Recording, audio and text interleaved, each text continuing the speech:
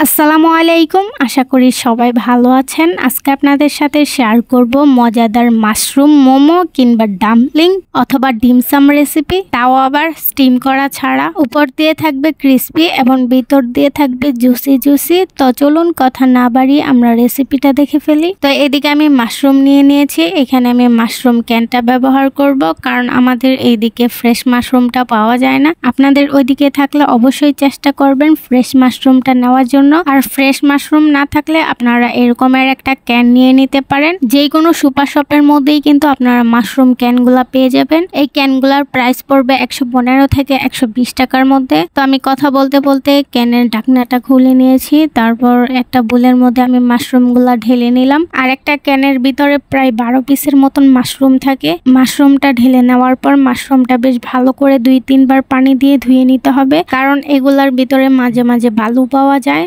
তো ধুয়ে নেওয়া হয়ে গেলে আমি এদিকে মাশরুমটা একদম কুচি কুচি করে কেটে নেব। আর আপনারা যদি ফ্রেশ মাশরুমটা ব্যবহার করেন তাহলে এত কুচি কুচি করার দরকার নাই। কেটে নেওয়ার পর এখানে আমার 1 কাপের মতন মাশরুম হয়েছে। মাশরুমটা রান্না করার জন্য চুলার মধ্যে একটা পাইপ্যান বসিয়ে দিলাম। তার মধ্যে দিয়ে দিলাম 3 থেকে 4 চামচের মতন সয়াবিন তেল। তেলটা গরম হয়ে আসলে এর মধ্যে দিয়ে দিব 1 চামচ পরিমাণের রসুন কুচি। রসুনটা বেশি ভাজার দরকার নাই, একটুখানি ব্রাউন কালার হয়ে আসলেই এর মধ্যে দিয়ে দিব 1/2 কাপ পরিমাণের পেঁয়াজ কুচি। পেঁয়াজটা ছোট ছোট করে কিউব কিউব করে কাটা। এখন পেঁয়াজটা ভেজে নিতে হবে। পেঁয়াজটাও বেশি ভাজার দরকার নাই। পেঁয়াজ থেকে কাঁচা গন্ধটা চলে গেলে আর পেঁয়াজটা ভালো করে সিদ্ধ করা হলেই হবে। এর মধ্যে দিয়ে দিব 1/2 চামচ পরিমাণের আদা এবং রসুনের পেস্ট। আদা আর রসুনের পেস্টটা পেঁয়াজের সাথে ভালো করে মিশিয়ে নেওয়া হয়ে গেলে এর মধ্যে দিয়ে দিব 2 চামচ পরিমাণের কাঁচামরিচ কুচি, 1/2 চামচ পরিমাণের গোলমরিচ গুঁড়ো দিয়ে দিব।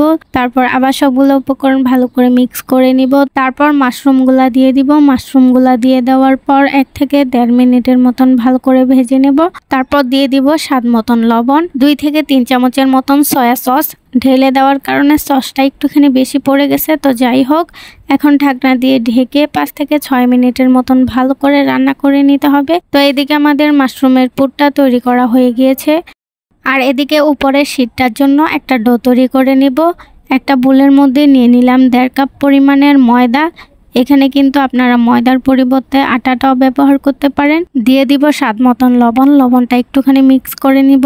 মিক্স করা হয়ে গেলে এর মধ্যে দিয়ে দিব 2 থেকে 3 চামচের মতন সয়াবিন তেল। তেলের সাথে ময়দাটা একটুখানি মিক্স করে নর্মাল তাপমাত্রার পানি দিয়ে একটা ডো তৈরি করে নিব। নর্মালি আমরা বাসায় রুটি বানালে যে রকমের একটা ডো হয় ওই রকমের একটা ডো তৈরি করে নিলেই হবে। ডোটা তৈরি করা হয়ে গেলে ডোটা 5 মিনিটের জন্য রেস্টে রেখে দেব। 5 মিনিট পর এখানে আমি ছোট ছোট করে লিচি কেটে নেব। যতটুকু আমি শীটটা তৈরি করব ততটুকু অনুযায়ী আমি এখানে লিচিটা কেটে নেব। এখন রুটিটা তৈরি করার জন্য একটা লিচি নিয়ে নিলাম। লিচিটার মধ্যে ময়দা ভরিয়ে একদম পাতলা করে একটা রুটি বেলে নেব। যত পাতলা করে রুটিটা বেলতে পারেন। রুটিটা তৈরি করা হলে এর মধ্যে পরিমাণ অনুযায়ী পুরটা নিয়ে নিব।